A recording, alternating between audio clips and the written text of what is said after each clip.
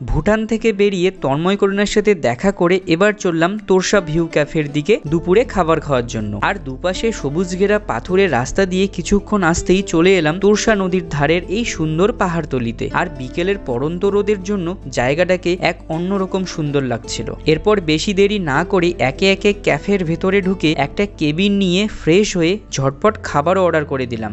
আর এই হচ্ছে ক্যাফের ভেতরের ভিউ। মাঝখানে রাস্তা চলে গেছে আর দুদিকে রয়েছে খড়ের ছাউনি দেওয়া ছোট ছোট কেবিন, বেশ সুন্দর অ্যাম্বিয়েন্স। এরপর করুণার জন্য কেনা একটা কোল্ড ড্রিঙ্কস, তিনজন মিলে পোজ দিয়ে ফটো তুলে করুণার খাওয়া হলে একটু পর ওয়েটার এসে খাবার দিয়ে গেল। আর সারাদিনের খিদের জ্বালায় আর থাকতে না পেরে দেরি না করে খাওয়া শুরু করে দেই। এরপর খাওয়া দাওয়া হয়ে গেলে এখানে কিছু ফটো তুলে পাহাড়কে বাই বলে এবার চললাম বাড়ির দিকে। এরপর করুণার স্কুটির পিছনে বসে চিলাপাতার জঙ্গলের 18 কিলোমিটার রাস্তা 20 মিনিটে পার করে জীবন হাতে নিয়ে সন্ধ্যার আগে ফিরে এসেছিলাম বাড়িতে।